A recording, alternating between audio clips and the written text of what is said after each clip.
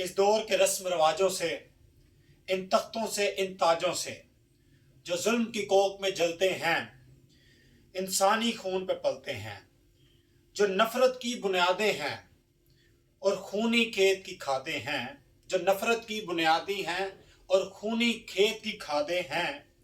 میں باغی ہوں، ہاں میں باغی ہوں، وہ جن کی ہونٹ کی جنبش سے، وہ جن کی ہونٹ کی جنبش سے، جن کی آنکھ کی لرزش سے قانون بدلتے رہتے ہیں۔ مجرم پلتے رہتے ہیں ان چوروں کے، ان سرداروں کے، انصاف کے پہرے داروں سے۔ ہاں میں باغی ہوں۔ ہم ایک ایسے آزاد ملک میں رہتے ہیں جہاں پہ ہم آزادانہ بات نہیں کر سکتے۔ ہم ایک ایسے آزاد ملک میں رہتے ہیں جہاں پہ ہم کسی پر تنقید نہیں کر سکتے۔ ہم ایک ایسے آزاد ملک میں رہتے ہیں جہاں پہ ہم کسی سیاسی لیڈر کو، کسی سیاسی جماعت کو سپورٹ نہیں کر سکتے۔ ہم کیسے آزاد ملک میں رہتے ہیں جہاں ہم کسی سے آزادانہ طور پر سوال نہیں پوچھ سکتے۔ یہ کیسا آزاد ملک ہے جہاں پہ سینکڑوں نوجوانوں پہ، سینکڑوں ہماری ماں بہنوں پہ دہشت گردی کی دفعات لگائی گئی ہیں۔ یہ کیسا آزاد ملک ہے جہاں پہ ہم اپنے حق کے لیے آواز بلند نہیں کر سکتے۔ یہ کیسا آزاد ملک ہے جہاں پہ ایک ٹیر کیئر گورنمنٹ آتی ہے اور جس کا کام 90 دنوں کے اندر صاف شفاف الیکشن کروانا ہوتا ہے۔ ان کا مقصد ہی یہی ہوتا ہے، وہ آتے ہی اسی لیے ہیں۔ لیکن آپ دیکھیں کہ وہ کر کیا رہے ہیں اس ملک کے ساتھ۔ وہ صرف ایک محض سیاسی پارٹی کو نشان عبرت بنانا چاہ رہے ہیں۔ آخر کیوں؟ یہ کیسا آزاد ملک ہے؟ یہ کیسی آزادی ہے؟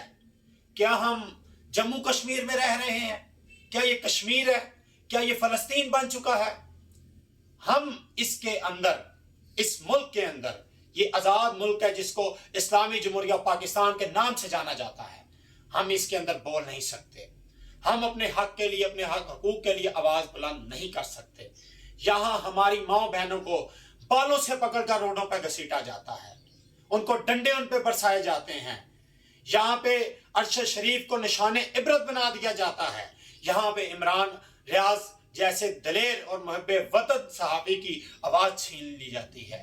جہاں پہ ایک سچے لیڈر کو، جو امت مسلمان کا لیڈر ہے، جس نے اس ملک کو 3 بڑے کینسر ہاسپٹل دیے، جس نے اس ملک کو 1992 کا ورلڈ کپ جتوایا، جس نے اس ملک میں رہ کر اس ملک کی آزادی کی بات کی، جس نے اس ملک کے لوگوں کی بات کی، جس نے غریب عوام کی بات کی، جس نے اسلامو فوبیا کا بل منظور کروایا، جس نے فلسطین کے خلاف آواز اٹھائی، جس نے کشمیر کے خلاف آواز اٹھائی، ہم نے اس کو آج قید کر کے رکھا ہوا ہے۔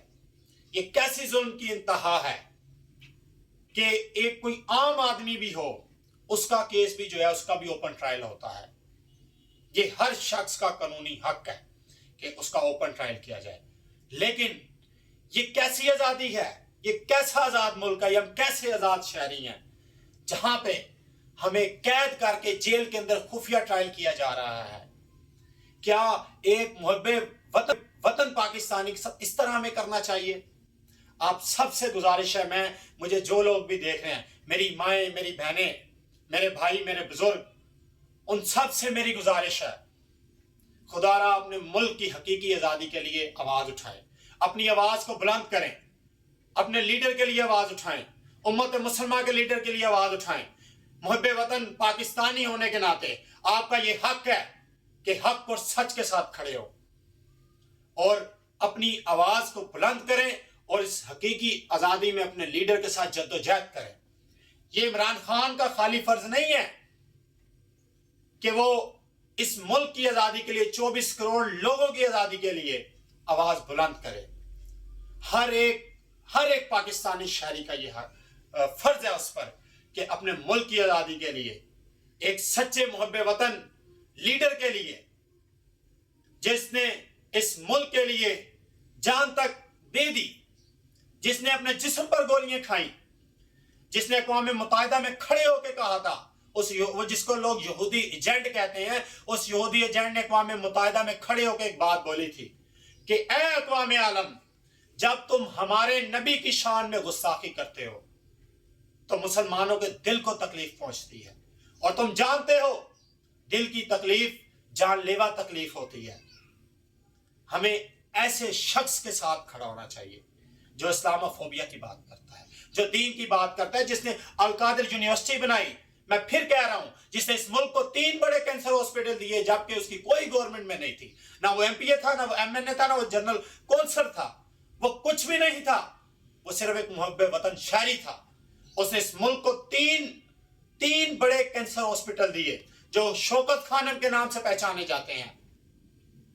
ہمیں اس لیڈر کے لیے، اس محب وطن پاکستانی کے لیے، اس عاشق رسول کے لیے ہمیں آواز بلند کرنی چاہیے۔ یہ جو اس کے ساتھ ظلم ہو رہا ہے اس کے لیے آواز بلند کرنی چاہیے۔ شکریہ۔